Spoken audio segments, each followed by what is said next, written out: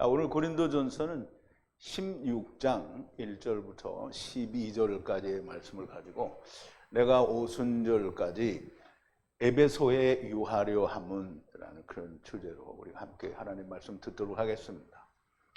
영어로는 우리가 But I will stay on at Ephesus until Pentecost 라고 그렇게 제목을 정했습니다. 우리 하나님 말씀 같이 볼게요. 제가 한 절 읽고 여러분도 한 절 읽고 교독하겠습니다. 그리고 12절 마지막 절은 함께 봉독합니다. 성도를 위하는 연보에 대하여는 내가 갈라디아 교회들에게 명한 것 같이 너희도 그렇게 하라. 매 주일 전날에 너희 각 사람이 이를 얻은 대로 저축하여 두어서 내가 갈 때에 연보를 하지 않게 하라. 내가 이럴 때에 너희의 인정한 사람에게 편지를 주어 너희의 은혜를 예루살렘으로 가지고 가게 하리니 만일 나로 가는 것이 합당하면 저희가 나와 함께 가리라. 내가 마게도냐를 지날 터이니 마게도냐를 지난 후에 너희에게 가서 혹 너희와 함께 머물며 과동할 듯도 하니 이는 너희가 나를 나의 갈 곳으로 보내어 주게 하려 함이라. 이제는 지나는 길에 너희 보기를 원치 아니하노니 이는 주께서 만일 허락하시면 얼마 동안 너희와 함께 유하기를 바람이라. 내가 오순절까지 에베소에 유하려 함은 내게 광대하고 공효를 이루는 문이 열리고 대적하는 자는 많음이니라. 디모데가 이르거든 너희는 조심하여 저로 두려움이 없이 너희 가운데 있게 하라. 이는 저도 나와 같이 주의 일을 힘쓰는 자임이니라. 그러므로 누구든지 저를 멸시하지 말고 평안히 보내어 내게로 오게 하라. 나는 저가 형제들과 함께 오기를 기다리노라. 형제 아볼로에 대하여는 저더러 형제들과 함께 너희에게 가라고 내가 많이 권하되 지금은 갈 뜻이 일절 없으나 기회가 있으면 가리라. 아멘. 자, 우리 잠깐 기도하겠습니다.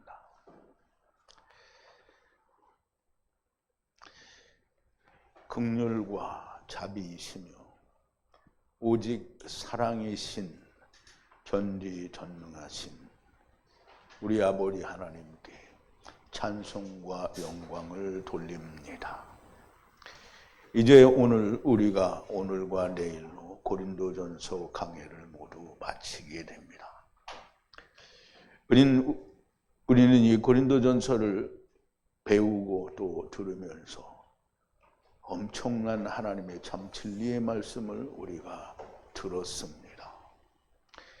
그러나 고린도전서 말미에 고린도 교회가 가지고 있는 엄청난 문제와 사도 바울의 그 눈물 어리고 또 그토록 사랑하는 마음으로 이 글을 쓴 것에 대해서 우리가 깊이 생각하고 우리가 다음에는 고린도 후서를 우리가 다시 공부하게 됩니다. 아버지, 저희들에게 은혜를 주셨사오니 우리가 고린도 교회의 실체를 알 수 있게 하시고 나를 볼 수 있게 하시며 아버지요, 우리가 다 고린도 교회가 되어 하나님 앞에서 우리가 온전히 바로 서는 자들이 다 되게 하여 주시옵소서. 예수님의 이름으로 기도하옵나이다. 아멘. 자, 내가 오순절까지 에베소에 유하려 함은, 그럼 이제 고린도 교회에 보내는 고린도서는 에베소에서 있을 때 썼다라는 얘기가 됩니다. 그런데 이제 에베소에서 3년을 있으면서 고린도 교회의 소식을 듣고 그 교회에 먼저 급하게 편지를 써서 보내는 겁니다. 근데 이 편지를 써서 보내는데 디돈과 디모데를 통해서 보내는데요. 이 편지를 받은 고린도 교회가 어떻게 변했는지는 우리가 다음에 고린도 후서를 통해서 배우고 알게 됩니다. 그런데 실로 고린도전서를 통해서 사도 바울은 고린도 교회 성도들뿐만 아니라 오늘 사는 우리들에게도 정말 말할 수 없는 이 세상에서 들어보지 못했던 진리의 말씀들을 쏟아 놓으셨습니다.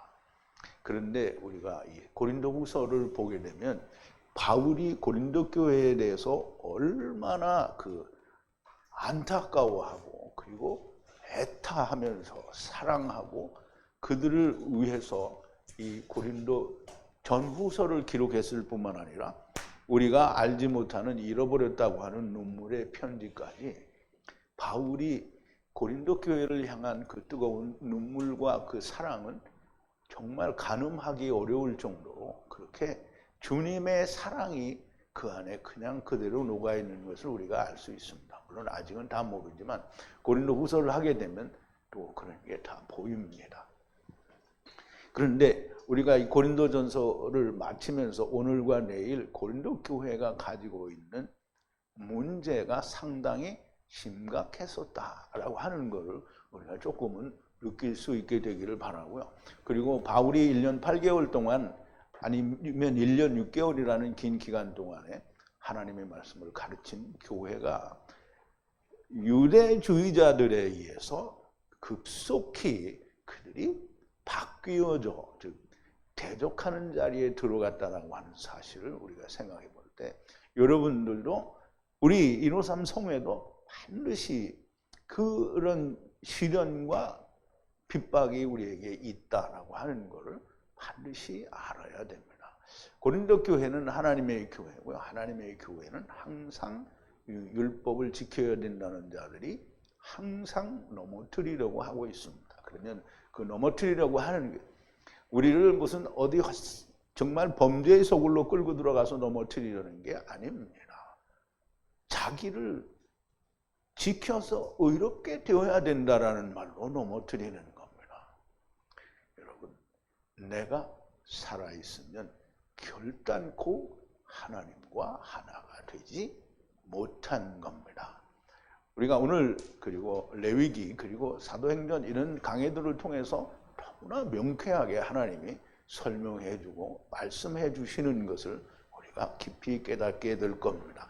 자, 이제 오늘 사도 바울이 이야기하는 오순절까지 있어야 되는 이유와 또 고린도 교회에 보내는 마지막에 그 사도 바울의 그 간절한 안타까운 사랑을 좀 느껴볼 수 있는 시간이 되기를 바랍니다.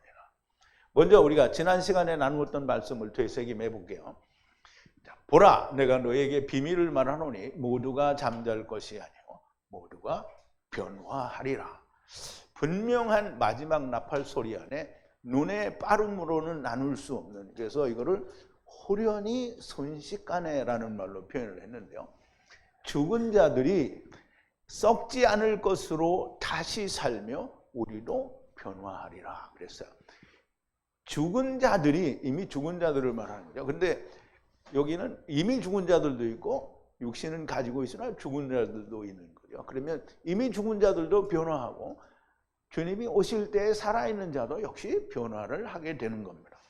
자, 썩어질 것이 썩지 않는 것을 입을 것이요. 그럼 이제 썩는다라는 말은 우리의 육체에는 썩지요. 그러면 썩지 않는 건 뭡니까? 하나님의 영, 집을 말하죠. 집을 입을 것이고, 죽을 것이, 즉 사망이 죽지 않을 것, 즉 생명을 입으리라. 이 썩을 것이 썩지 않는 것을 입고 죽을 것이 죽지 않는 것을 입을 때에는, 그럴 때에는 사망이 이김의 삼킨 바 되리라고 기록하신 말씀이 이루어지는 것이라 그랬어요. 그럼 그 말씀이 어디에 있냐면 이사야서 25장 8절에 있습니다. 그러면 이사야서는 메시아 왕국에 관한 얘기를 많이 하는데 그 중에도 맨 마지막에 삼켜서 모든 것이 잘 해결이 되는 데까지 말씀을 하시는 거예요. 그래서 25장 8절에 뭐라고 하냐면 사망을 영원히 삼키시고, 사망을 영원히 삼키시면 이제 더 이상 사망이 없는 거죠. 주 여호와께서 모든 얼굴 위에 눈물을 씻기시고 땅의 모든 위에 백성의 수치를 제거하리라. 여호와의 말씀이니라 그랬어요. 그러면 지금 사도 바울은 우리가 부활하고 죽음의 몸에서 지금 썩을 것에서 그러면 육체의 몸에서 우리가 하나님의 집 영원한 생명을 입게 되면 그 입은 사람에게는 뭐예요? 모든 게 다 끝난 상태가 되는 거예요. 물론 아직 삼켜질 자가 남아있으면 둘째 사망에 이르게 되는 사람은 남아있는 거겠죠. 사망아 너의 쏘는 것이 어디냐? 음부여 너의 이김이 어디냐? 여기서 이제 음부는 우리가 그 하데스라고 제가 지난 시간에 말씀을 드렸는데, 하데스는 분명히 그리스 신화에 나오는 얘기고요. 그리고 다른 사본에는 이 토베스트가 사용한 사본에는 하데스라고 되어 있는데요. 다른 사본에는 죽음, 즉 다나토스라고 그렇게 설명이 되어 있습니다. 그러면 음부여 죽음의 이김이 무엇이냐? 뭐 이렇게 이야기할 수 있겠죠. 하데스는 우상 신화에 나오는 말로 적당하지 않고요. 오히려 다나토스가 훨씬 더 적당한 맞는 단어다라고 우리가 볼 수 있습니다. 자, 사망에 쏘는 것은 죄요. 죄의 권능은 율법이라. 그런데 우리 주 예수 그리스도의 이기심에 의해 하나님께서 우리에게 은혜를 주시나니 그랬어요. 그러면 우리 주 예수 그리스도의 이기심이 우리에게 하나님의 은혜를 준다 그랬어요. 그러면 이제 예수 그리스도 안에서 우리가 하나님의 은혜를 입게 되는 거죠. 예수 그리스도 안이라는 말은 그냥 우리가 무조건 예수님 안에 우리가 들어가고 싶다 해서 휙 들어가는 게 아닌 거예요. 예수님이 뭐라고 하셨죠? 나를 따르려거든 자기 십자가를 지고 나를 따르지 않으면 합당치가 않다고 그랬어요. 그러면 자기 십자가를 뭐하러 지겠어요? 사람들이 교회에서 가르칠 때 예수님은 자기 십자가잖아요. 나무에 달린. 근데 우리 십자가는 뭐라고 하냐면 다 고난이래요. 무슨 망발을 하는 겁니까? 예수님이 십자가 위에서 죽었으면 우리도 십자가 위에서 죽어야 되는 거죠. 십자가는 나무를 말합니다. 생명나무에 달려서 죽을 필요는 없는 거잖아요. 그죠? 그러니까 선악을 알게 하는 나무, 곧 율법에 매달려서 죽어야 된다라는 겁니다. 근데 우리가 율법에 대해서 잘 모르기 때문에 율법에 대하여 죽는다라는 말을 참 이해를 잘 못하는데요.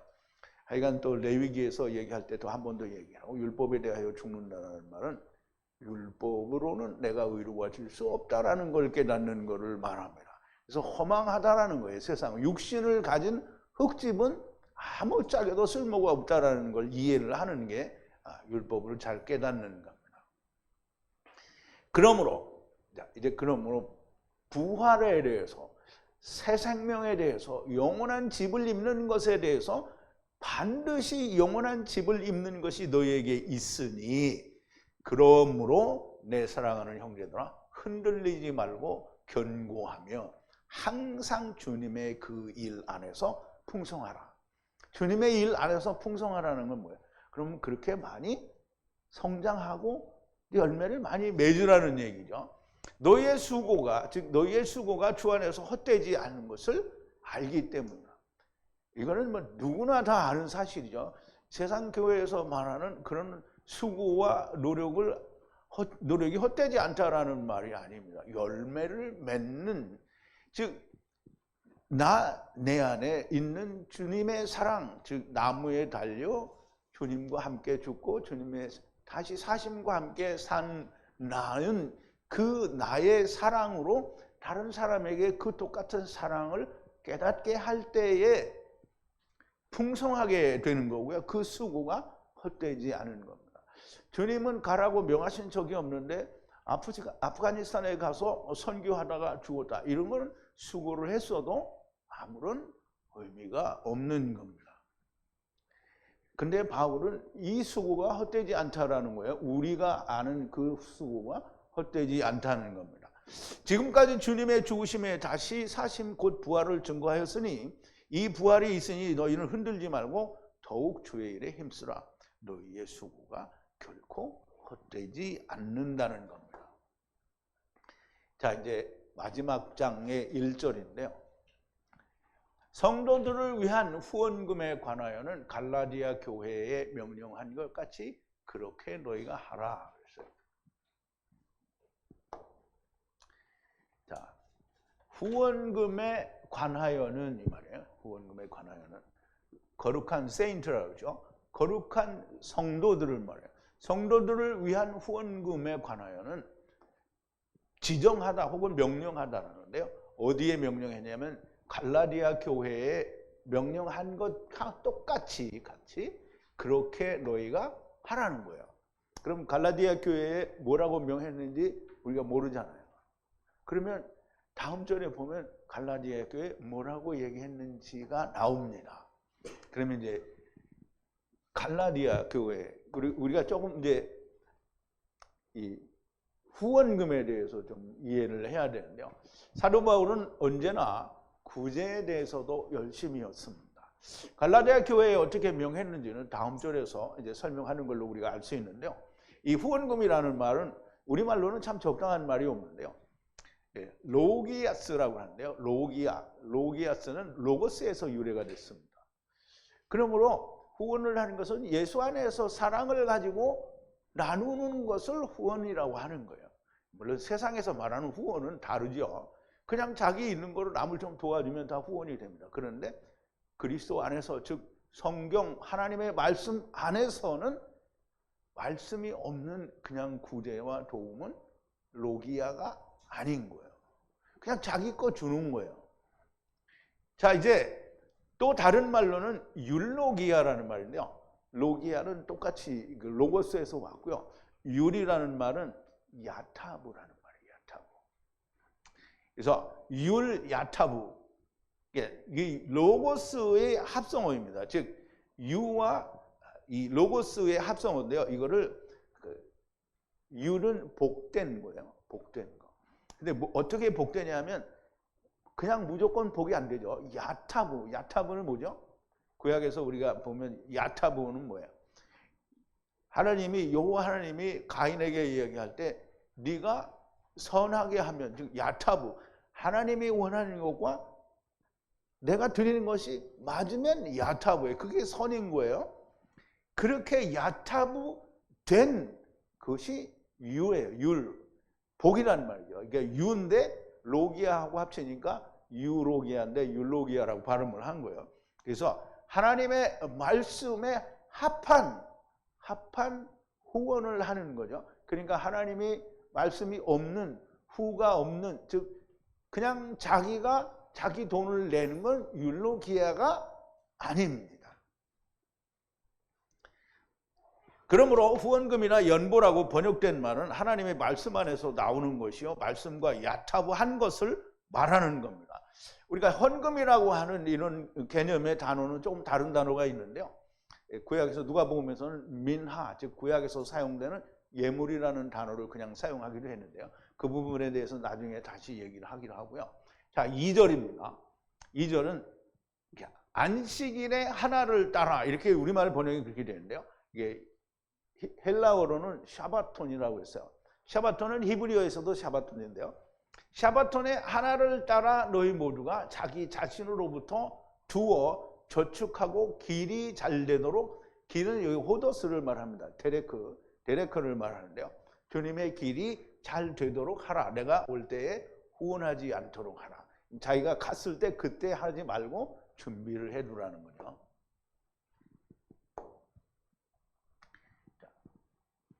이제 이 헬라어로도 발음을 보면 사바톤이에요. 샤바톤. 그러니까 히브리어로는 샤바톤이잖아요. 우리가 샤바톤을 레위기에서 배웠잖아요. 그죠? 레위기에서 배웠어요? 안 배웠어요? 샤바톤.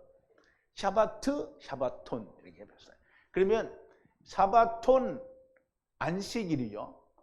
안식일의 하나를 따라서 모두 각자가 너희 자기 자신이 두어서 저축하고 함께 저축하는 거죠. 그리고 그와 같이 어떤 무엇이 잘 되게, 길이 잘 되라는 거예요. 길은 뭐 길이 잘 되라 이 말이 아니고요. 길, 데레크, 호더스 이 말이에요. 길이 잘 돼. 물론 여기 단어에는 합쳐져 있기 때문에 길이라는 의미가 나오지 않지만 이게 사전적 의미는 길이 잘 되도록 한다라는 뜻이 있습니다. 그래서 그렇게 하지 말라는 거예요. 내가 올 때에 하지 말라는 거예요. 이제 여기 로기아가 또 나왔죠. 이제 우리말에는 수지품이라고 그랬는데요. 내가 너희에게 갈 때에 후원하지 않도록 하라는 거예요. 샤바톤이란 이미 주님 안에 들어간 자들에게 해당하는 말이고요. 그럼 이제 보세요. 우리 주님 안에 있는 자들에게는 안식일이 따로 있어요, 없어요? 그러면 언제가 안식이에요? 항상 안식이에요. 그러니까 이 말을 안식일이 그러니까 유대인들은 금요일 저녁부터 토요일 저녁까지가 안식일이에요. 그러면 이 안식일이니까 그러면 우리는 그거 안 하고 토요일, 그러니까 일요일을 우리가 지킨다 이렇게 하잖아요. 그게 뭐예요? 그게 교회예요, 지금. 지킨다. 주일을 지켜야 된다는 거죠. 그래서 교인들은 뭐라 그러죠? 세상 교회들은 뭐라 그러죠? 주일, 성, 수.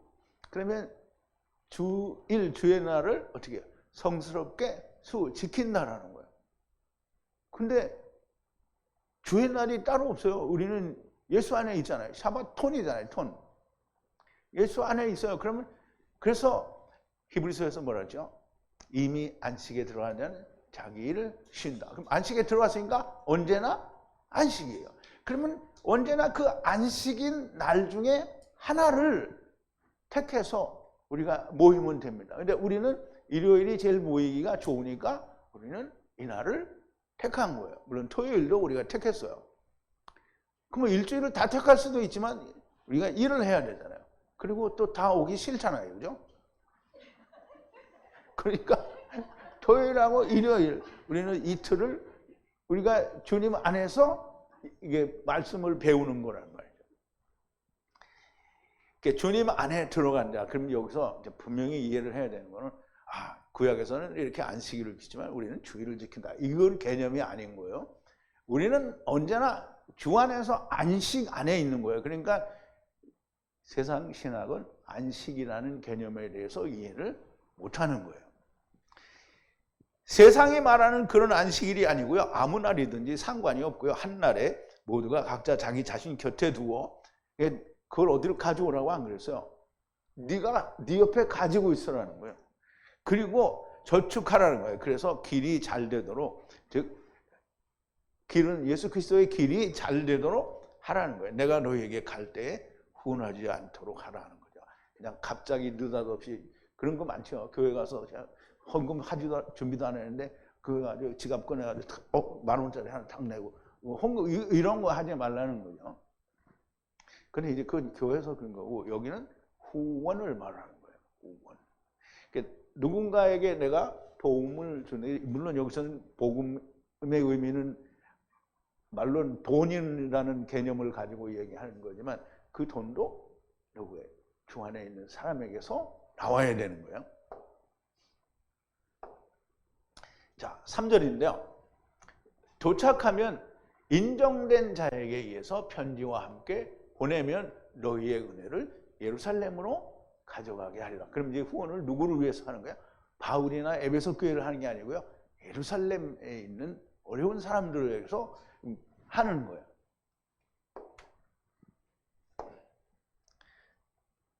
자, 그런데 내가 거기에 도착을 하면 이게 여기서 이제 도달하면인데요. 인정된 자, 뭐 시험된 자라는데요. 너희에게 인정된 자, 편지와 함께 이들을 보내리라는 거예요.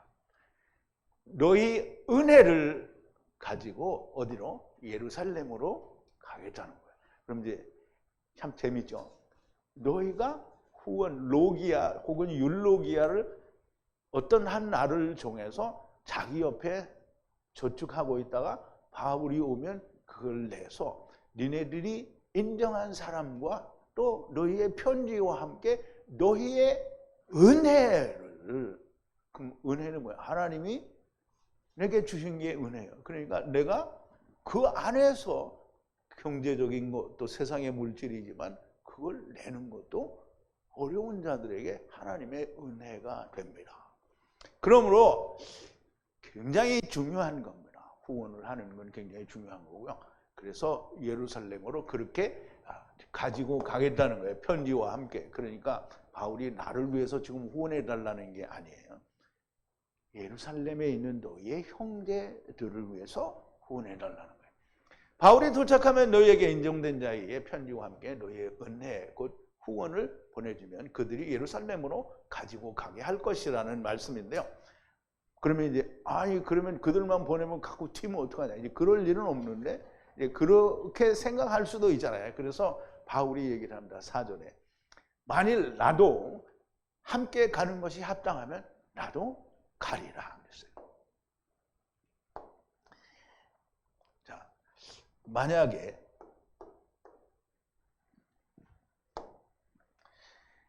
만약에 뭐뭐라면 같이 있는 것이라면 같이 나와 함께 같이 가는 것이 가치가 있는 그렇게 필요하다면 내가 가리라 하는 거예요. 그러면 이제 바울이 그러면 사람들이 생각할 때 아니 사람들을 보내고 당신이 안 가면 그러면 책임이 누구에게 있느냐 뭐 여러 가지 말을 할 수 있죠. 그래서 바울이 바울은 너희에게 인정된 자라고 했잖아요. 그러니까 무조건 믿으면 되는데 그래도 문제가 있다고 생각하면 내가 가겠다라는 거죠. 그런데 만약 나도 함께 가는 것이 기회가 닿거나 혹은 더 합당하다고 생각되면 내가 함께 갈 거라는 거예요. 자, 5절인데요. 내가 마게도냐를 지날 것인데 마게도냐를 지나서 너희에게로 들어가게 되면 자, 이제 여기는 바울이 에베소를 떠나서 마게도냐를 거쳐서 다시 마게도니아 밑에는 뭐가 있다고 그랬어요? 아가야라는 지방인데요. 고린도 교회가 그 아가야에 있습니다. 그래서 거기를 내가 너희에게 가게 된다라는 거예요.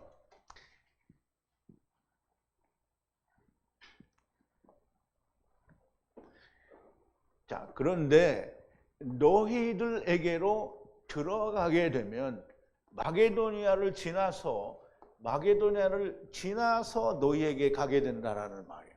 그럼 마게도니아를 지나서 거기서 아가야 고린도 교회로 가게 되면 그래서 들어가게 되면 이 말이에요. 지금 바울이 3차 전도 여행 중이죠. 지금 에베소 교회에서 이걸 쓴다고 했잖아요. 그죠? 그래서 지금 에베소 교회에서 쓰고 있는데 두란노 서원에서 두란노 무슨 뜻인지 알죠? 직업을 다 내려놓고 학생처럼 배우는 거를 말하는 거예요. 두란노 서원에서 가르칠 때 기록한 것으로 보여지고요. 그러므로 2차 때 갔던 길로 다시 마게도냐를 지나서 고린도 교회로 갈 것이라는 말인데요. 그럼 우리가 우리 지도를 한번 보자고요. 여기에 이 자주색 이 점선이 아닌 자주색 이 선이 2차 전도 여행 때예요. 그래서 2차 전도 여행은 안디옥에서 떠나서 루스드라 또는 다시 비시디 안디옥을 거쳐서 그리고 드로아로 가서 드로아에서 빌립보, 데살로니가, 베레아 그리고 아덴 그리고 고린도 교회를 갔었어요. 그런데 지금 이제 에베소에서 갔잖아요. 에베소에서 이제 3차 전도 여행이 지금 에베소에서 지금 이제 글을 쓰는 거예요. 그러면 이 점선이 이제 초록색 점선이죠. 그러면 여기에서 드로아를 거쳐서 빌립보를 거쳐서 데살로니가, 베레아라 그래서 이렇게 여기 고린도로 오겠다는 거예요. 그럼 이렇게 갈 텐데 거기서 내가 얼마간 머물기를 원한다는 거예요. 근데 지금 이제 에베소서 쓰고 있으니까 아직은 간 게 아니에요. 너희에게로 들어가면 6절인데요. 너희를 만나서 겨울 동안을 남아있고 너희가 나를 가야 할 곳으로 앞으로 보내주게 하려 함이라 그랬어요. 한국말로는 좀 매끈하지가 않은데요. 어떻게든지 본문에 있는 원어의 의미를 그대로 살리기 위해서 한국말을 그렇게 제가 쓰는 겁니다. 너희들에게로 가서 너희를 만나서 그리고 남아있기를 원한다는 거예요. 겨울 동안을. 그리고 네가 나를 보내주는 거예요. 앞으로 이제 더 나아갈 길을 위해서 보내주는 건데요. 어디로 가든지 보내주기를 바란다는 거예요. 그럼 이제 바울은 지금 에베소에서 편지를 쓰면서 이 편지가 이제 누군가를 통해서 고린도 교회를 가게 돼요. 그럼 고린도 교회가 이걸 볼 텐데 바울이 오겠다라는 거예요. 지금 고린도 교회에. 그래서 내가 가면 너희에게 그냥 있는 게 아니라 얼마간 너희에게 머무르기를 원한다는 거예요. 바울은 지금 고린도서를 쓰면서 고린도 교회의 문제가 가서 한번 얼굴 보여주는 거로 해결되지 않을 걸 너무나 명백하게 아는 거예요. 그래서 겨울 동안을 있겠다고 하는데 사도행전에 보면 그게 석 달이에요.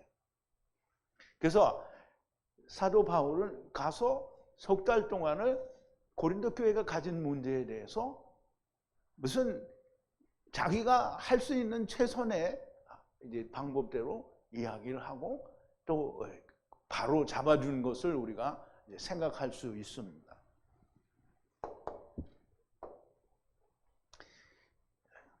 고린도에서 교회들을 만나 겨울을 있으려 한다는 것은 사도행전에 의하면 헬라는 아가야 지방을 아마 헬라로 그렇게 표현하는 것 같아요. 그래서 이 마게도니아도 사실은 헬라는 헬라죠. 그런데 마게도니아는 꼭 굳이 마게도니아라고 하고 또 이 아가야 지방을 꼭 아가야라고 말할 때도 있는데 헬라라고 말하는 때도 있습니다. 그래서 헬라에 석 달을 있다가 거기서 배를 타고 이제 그 사도행전에서 우리가 그 부분 했잖아요. 배 타고 시리아로 이제 시리아로 가는 걸 우리가 이제 얘기를 했는데요. 근데 거기 가려고 하는데 바울을 죽이려는 음모가 있어서 어떻게 했어요? 다시 마게도니아로 올라가서 거꾸로 지나서 다시 거기에서 어디로 왔냐면 어디죠? 이 에베소 밑에 밀레도를 거쳐서 그렇게 배를 타고 수리아로 가게 되죠. 자, 사도행전에서 헬라라고 하는 것은 고린도 교회 지역을 말하는 것을 보이고요. 거기서 겨울 그 석 달을 보내게 됩니다. 자, 그러니까 7절에 다시 한번 얘기를 하는데 이제 지나는 길에 너희들을 보기를 원치 않을 것이니 만약 주께서 허락하시면 너희들과 함께 얼마 동안 머무르기를 원한다 그랬어요. 그럼 이제 지금 겨울 동안 있게 되기를 원한다라는 말을 했고 그 말을 하고 내가 너희와 함께 그냥 지나는 길에 만나는 게 아니라 내가 너에게 꼭 들려주고 싶은 말이 편지가 아니라 이제 직접 만나서 너에게 하고 싶은 말들이 있다라는 얘기를 하는 거죠.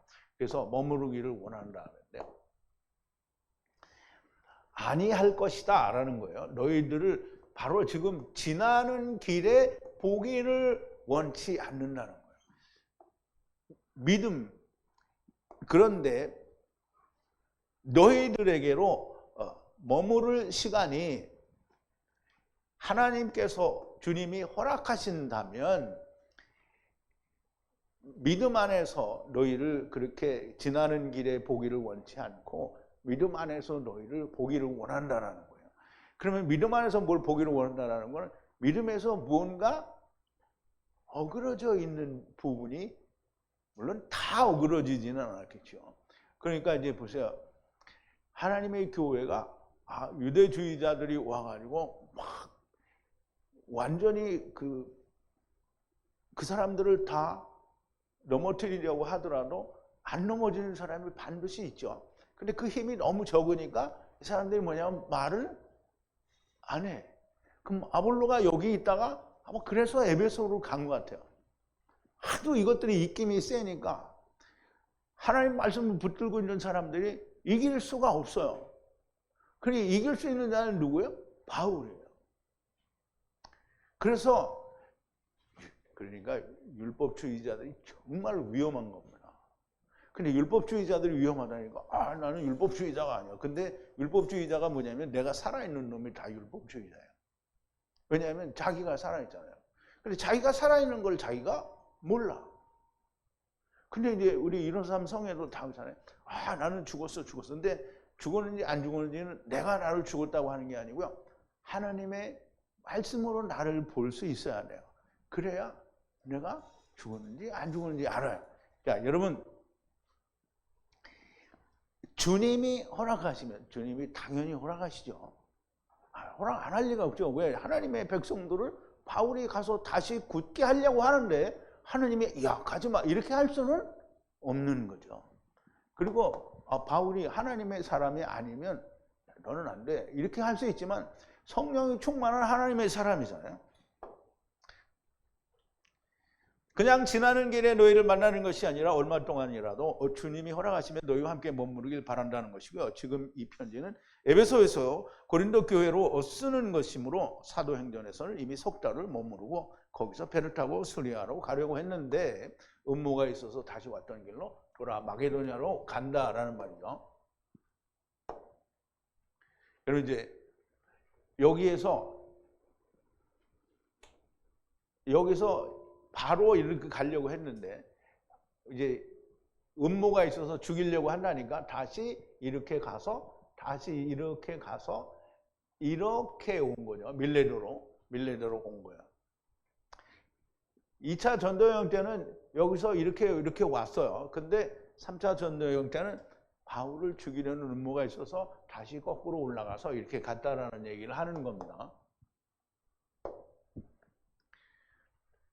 그래서 드로아로 밀레도로 가서 다시 에베소 장로들을 만나고 거기서 배를 타고 두로 돌레마의 가이사랴로 갔다가 예루살렘으로 들어간 겁니다.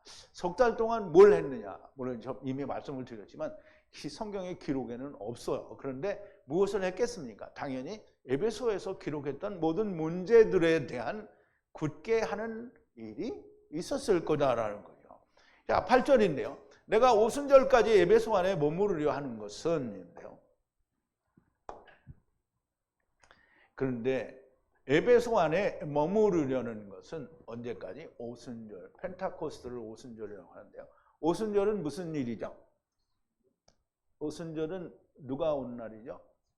성령님이 오신 날이에요. 성령님이 오셨으니까 오순절을 지금 바울이 기다리는 것은 에베소 가운데에 있는 큰 문제들로 인하여 성령님의 역사가 나타나기를 기다리는 거라고 보여줄 수 있습니다. 바울이 이 편지를 쓰면서 오순절까지는 에베소에 머무르려고 하는 것인데요. 그 이유를 다음 절에서 설명합니다. 자, 9절인데요. 나를 위해 크고 능력이 있는 문이 열리고 대적하는 자는 많음이니라 그랬어요. 바울의 고충이죠. 바울의 고충입니다. 자, 문이에요. 이제 히브리어로 하면 페타흐, 예수님의 문인데요. 나를 위해 열렸어요. 큰 문이 열렸는데요.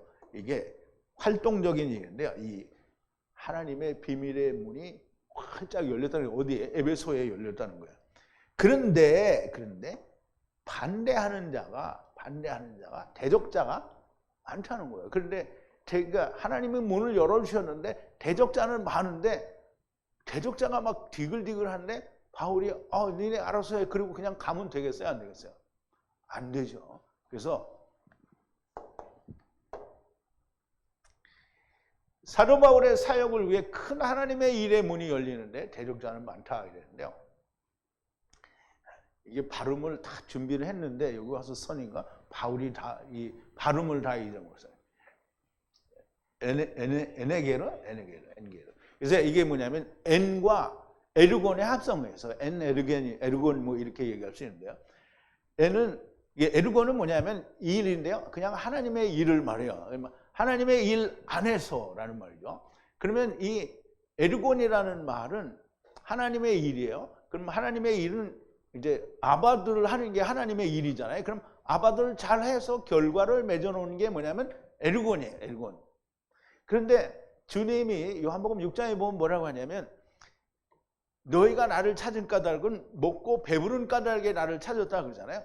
그런데 너희는 영생하도록 있는 양식을 위하여 일하라 그랬어요. 그 일하라가 뭐냐면 엘가조마이예요. 엘가조마이. 그러면 그 엘가조마이는 무슨 뜻이냐면 아바드예요. 아바드. 그러면 창세기 15장에서 뭐라고 했냐면 에덴 동산에서 아담에게 뭐냐면 너희가 여기서 경작하고 그리고 지키라는 말이에요. 지키고 경작하라. 그럼 이제 경작하여서 하나님의 꼴을 지키라는 거예요. 그럼 선악을 알게 하는 나무를 잘 지켜서 열매를 맺으라는 거예요. 그런데 선악을 알게 하는 나무를 잘 지켜서 전부 자기가 튀어나온 거예요. 그게 누구예요? 자기가 살아있는 자다. 물론 유대인들도 그렇고요. 오늘 하나님 앞에서 나를 세우는 자들이 다 똑같은 거예요. 하나님 앞에서 어떻게든지 체면 차리하려고 하는 게 누구 체면을 차려? 자기 체면 차리는 거잖아요. 하나님 앞에서 뒤진 놈이 무슨 자기 체면이 있는 거예요. 자기 낯짝이 하나님 앞에 있어요, 없어요? 하나님 앞에서는 누가 나타나야 되냐면 하나님이 나타나지 않아요. 예수 그리스도가 나타나야 되는 거예요. 왜? 나는 주님 안에 있고 그럼 지배를 누구의 지배를 받느냐? 내가 나를 지배하면 안 돼요. 하나님의 말씀이 나를 지배해야 해요. 그래야 내가 죽은 거예요. 그런데 오늘 예수 믿는 사람들이 모두가 다 그래요. 153 성회도 그냥 거기를 벗어나지를 못해요. 항상 하나님의 말씀이 내 안에서 나를 다스리거나 지배하지 않아요. 항상 내가 하나님의 말씀을 지배해. 세상에 예수 믿는 사람들은 하나님의 말씀이 없으니까 말씀을 지배를 못해. 근데 153 성에는 하나님의 말씀이 있는데 자기가 그걸 지배해. 그러면 그 제대로 된 거예요? 안 된 거예요? 안 되죠. 이제 내가 이 말을 하는 이유는 내 눈에는 그렇게 보였기 때문에 여러분들은 자기들을 좀 돌아봐야 됩니다. 나는 하나님의 말씀에 내가 사로잡혀서 하나님의 나를 다스리시는가 아니면 내가 하나님을 다스리나 잘 생각해야 됩니다. 자, 하나님의 여기에는 보면 멜라크와 아바드가 합쳐진 의미가 있는 거예요. 그러면 이제 하나님의 일을 잘하면 멜라크, 이제 하나님의 일의 결과가 나타난 거예요. 하나님의 사역을 하는데 큰 문이 열렸다는 거예요. 그러니까 열렸으니까 어떻게 기회를 잡아야 되죠. 그러면 대적자들이 있으니까 어떻게 바울은 그들을 물리쳐야 됩니다. 대적자가 많으니 오순절까지 있으려 한다는 거예요. 그럼 오순절까지 있다는 말은 내가 성령님과 함께 더 일을 해야 된다는 거죠. 오순절은 성령이 오신 날이니 에베소 교회에 성령님께서 자기에게는 있지만 아직 성령 받지 못한 사람들에게 다 성령 받게 되기를 원하는 거죠.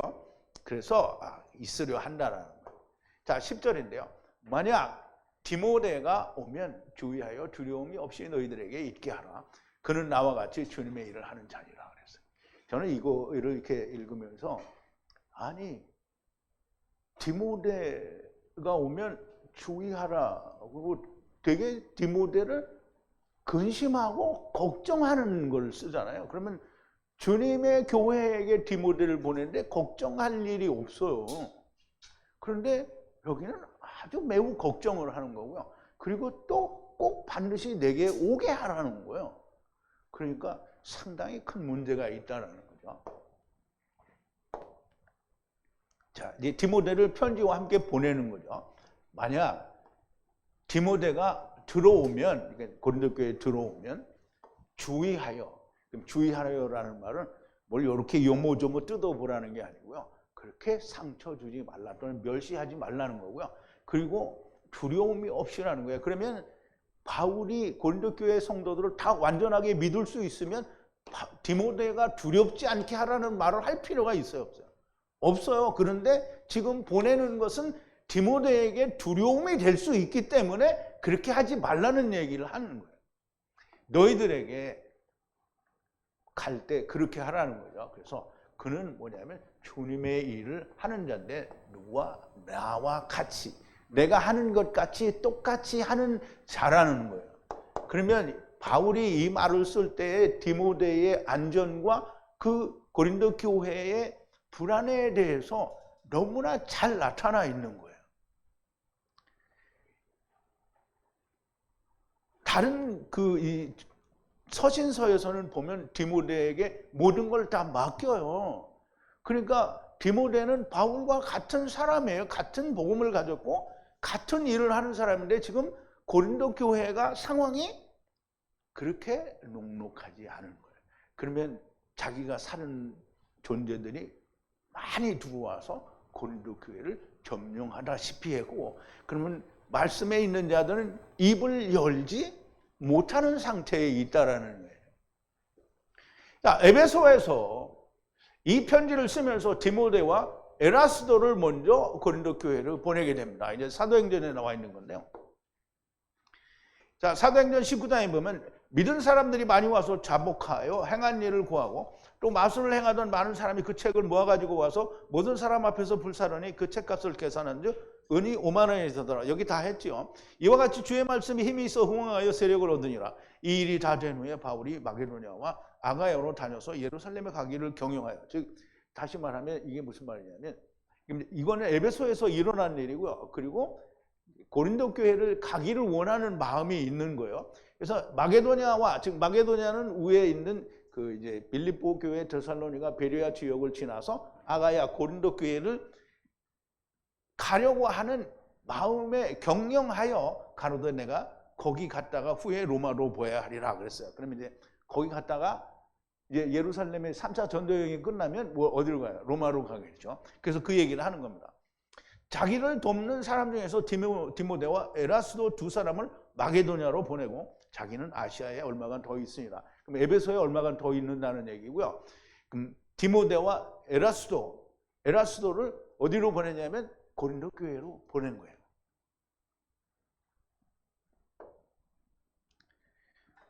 나중에 에베소에서 소동이 다, 이제 에베소 소동을 우리가 알잖아요. 그죠? 소동이 다 끝난 후에 바울이 고린도 교회로 가려는 거죠. 그래서 11절인데요. 그러므로 누구든지 디모데를 무시하지 말고 평화 안에서 그를 나에게로 오게 하라.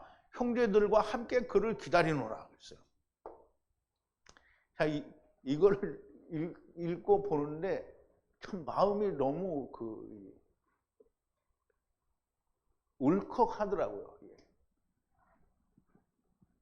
이게 바울의 그 마음의 괴로움을 어느 정도는 이해할 수 있을 것 같아요. 하지 말라는 거예요. 무슨 어떤 일을 하지 말라는 거예요. 그에게 무시하지 말라는 거예요. 그를 무시하지 말라는 거예요. 그리고 보내달라는 거예요. 그 디모데를 보내라는 거죠.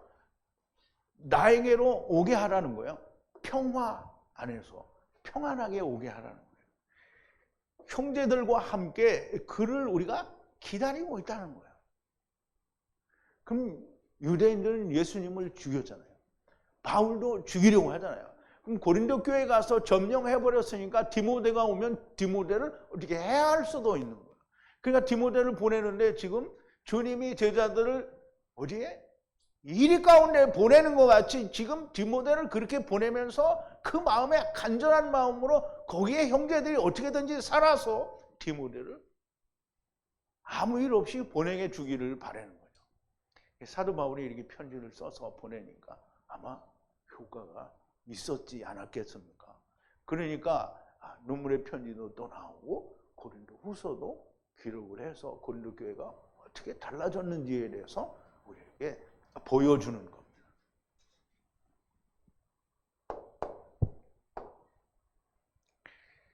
디모데는 이미 고린도 교회를 세울 때 함께 있었습니다. 고린도 교회도 잘 알고 있었을 거고요. 그런데 이렇게 조심스럽게 쓰는 것은 무엇인가 마음에 불편함이 있었던 것으로 보입니다.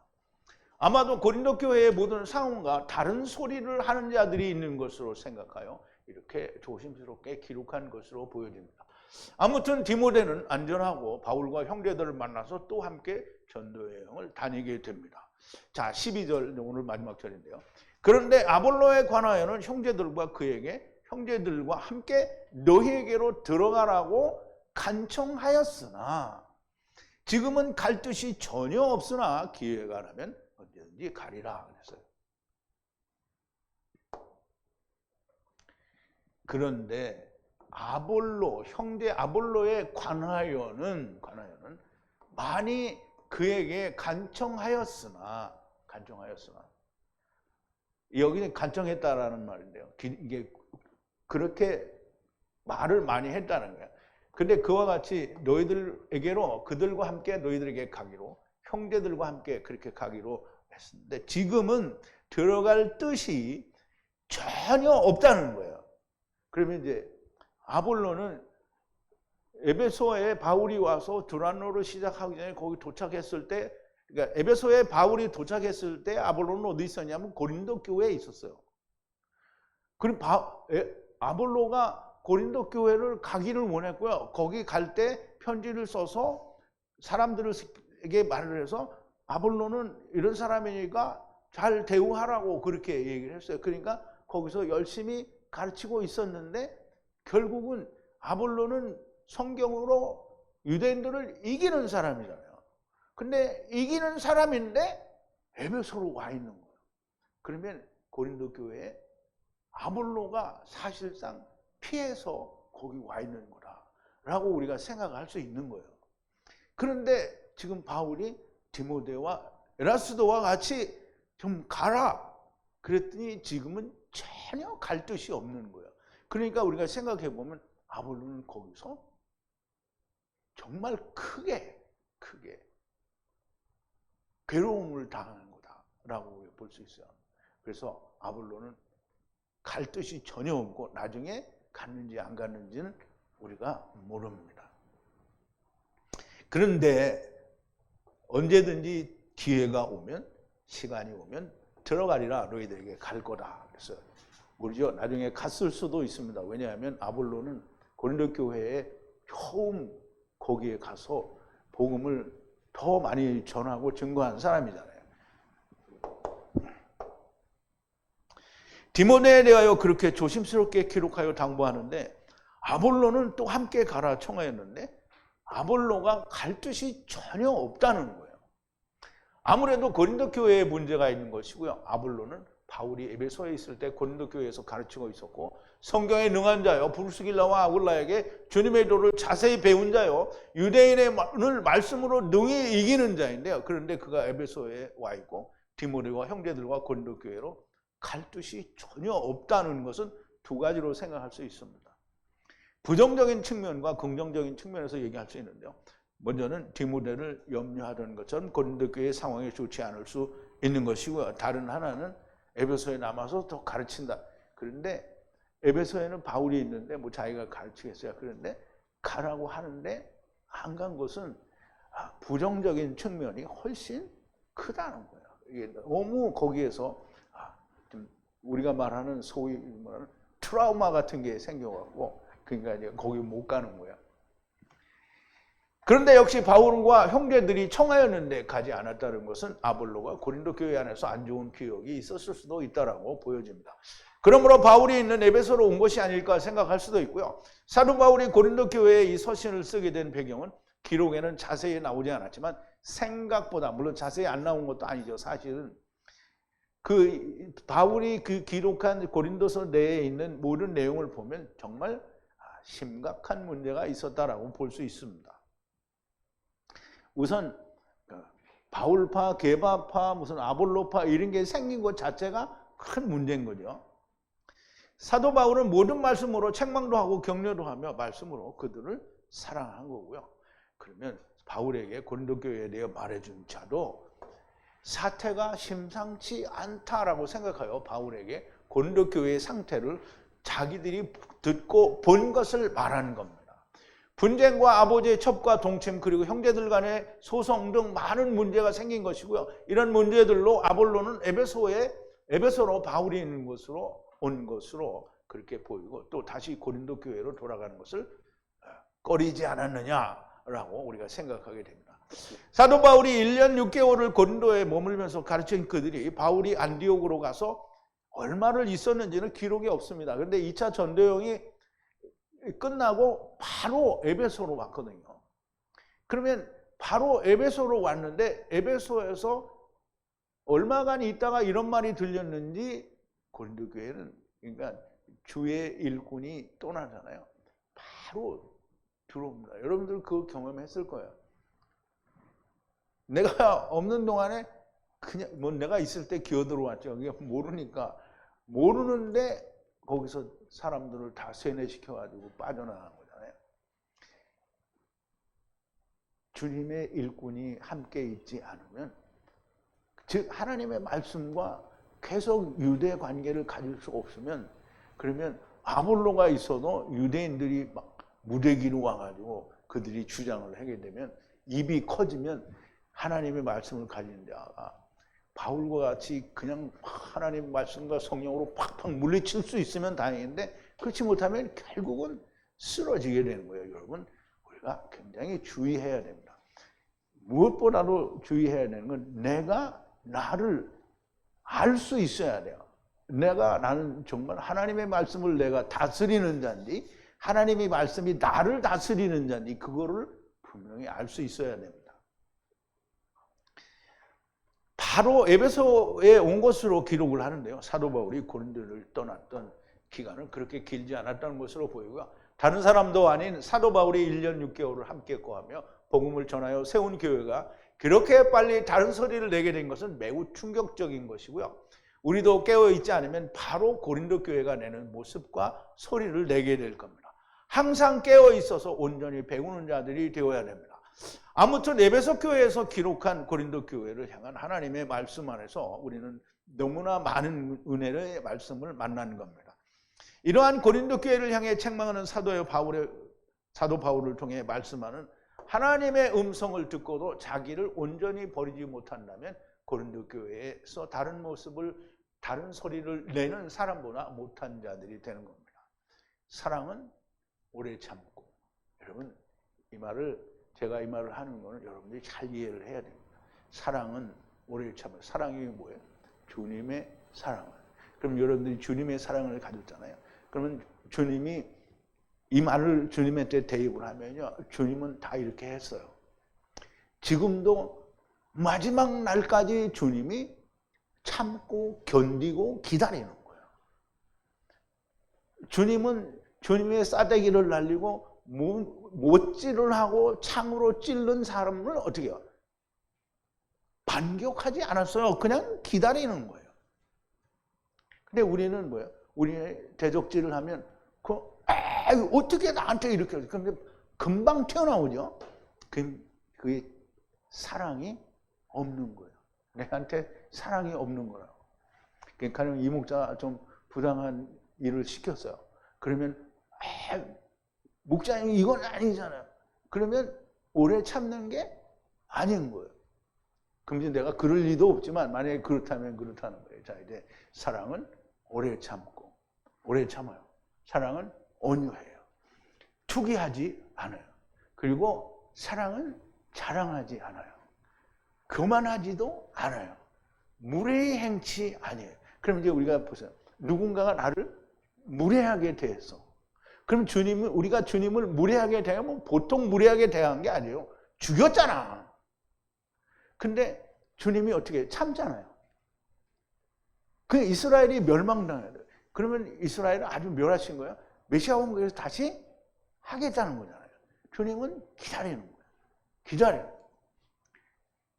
무례 행치 아니하고 자기의 유익을 구하지 않아요. 근데 세상은 전부 우리 153성에는 자기의 유익을 구하는 사람이 좀 없을런가는 모르겠지만 거의 모든 사람이 자기의 유익을 구해요. 하나님의 유익을 구한다하고 자기의 유익을 구한다는 건 다른 거예요. 여러분, 성내지 아니하면 참 성을 참 많이 내죠. 그럼 나도 이 말씀을 전하면서 막 화를 내는데 이거는 하나님 말씀에 대해서 흥분하는 거니까 이거는 사람에 대해서 화를 내는 게 아니잖아요. 근데 우리가 자기한테 불이익이 오면 화를 내면 이런 거 하지 않는 거예요. 악한 것을, 물론 당연히 악한 걸 생각하지 않겠죠. 근데 여기서 악한 거는 무슨 어떤 살인자가 하는 그런 악한 게 아니고요. 하나님을 떠난 생각을 하는 게 악한 거예요. 그리고 불의를 기뻐하지 아니하며 진리와 함께 기뻐하고 모든 것을 참으며 모든 것을 믿으며 모든 것을 바라며 모든 것을 견디는 게 그게 뭐예요? 주님의 사랑이에요. 근데 이제 우리가 이거를 이렇게 들으면서 과연 나는 지금 이렇게 하고 있는가? 라고 생각해서 나는 이렇게 하고 있지 않다. 이러면 뭐예요? 자기가 사는 거예요. 주님과 함께 죽은 게 아닌 거예요. 자, 이제 고린도전서 13장 4절에서 7절까지 있는 말씀이고요. 우리 성회, 153 성회에서 이러한 모습이 보여지기를 바랍니다. 누가 이렇지 않다라고 이야기하는 것보다는 모두가 다 이런 사람이 되기를 바랍니다. 그러니까 나는 이렇게 하려고 하는데 다른 사람이 그러면 어떻게 했어요? 무례히 행하면 어떻게 해요? 참으면 되죠. 참으면 돼요. 언제까지? 그러면 그 사람이 안 돌아서면 어떡하냐? 주님은 어떻게 했어요? 안 돌아서면 메시아 왕국, 메시아 왕국에서도 안 돌아서면 어떻게? 그럼 삼키는 거잖아요. 그러면 내가 그거 할 수 없어요. 하나님이 하도록 버려두면 됩니다. 그러면 나는 이렇게 참고 있는데 죽는 날까지 이게 나한테 이걸 자기 잘못한 걸 모른다. 그래도 참는 게 그게 주님의 사랑입니다. 자, 우리가 태초의 말씀을 아는 것으로 되는 것이 아닙니다. 태초의 말씀이 내 안에 살아 있어야 됩니다. 이 말씀이 나를 지배하여야 됩니다. 즉 나를 다스려야 된다는 거야. 내가 이 말씀을 다스리고 지배하고 있으면 그냥 지식으로 아는 겁니다. 막 다 알아. 막 내가 이걸 다 가르쳐 주기도 좋아하고 다 알아. 근데 그 말씀으로 자기는 지배를 안 당하면 그냥 교만하는 거예요. 잘난 척하는 거예요. 주님과 아버지와 성령이 내 안에 있는데 여전히 내가 이 주님과 아버지와 성령을 다스리고 지배하고 있으면 무슨 그게 종이고 그게 무슨 주의 군사냐 이 말이에요. 여전히 자기가 스스로 왕인 겁니다. 제발 하나님께서 고린도 교회에 무슨 말씀을 하신 것인지 깨워서 바르게 깨달아서 주님이 살고, 즉 하나님의 말씀이 내 안에서 살고 나는 죽은 자가 되시기를 바랍니다. 기도하시겠습니다. 사랑이신 우리 아버지 하나님, 우리도 주님이 우리를 사랑하신 것처럼 우리도 세상을 사랑할 수 있게 하시고 우리를 대적하는 자까지도 우리가 무례히 행치 않고 무조건 기다리고 참고 바라며 견디는 자가 될 수 있게 하여 주시옵소서. 죽은 자가 무엇을 자기를 살리겠습니까? 내 안에 사신 분이 하나님이요 내 안에 사신 분이 예수 그리스도인데 우리가 노래는 잘 부르고 우리가 그 말은 잘 되뇌이는데 나는 죽은 자가 되지 못한다고 하면 얼마나 웃기는 일이겠습니까? 아버지, 주님이 말씀하신 대로 내가 나의 십자가를 지고 주님과 함께 죽고 주님과 함께 산 자가 되게 하여 주시옵소서. 예수님의 이름으로 기도하옵나이다. 아멘.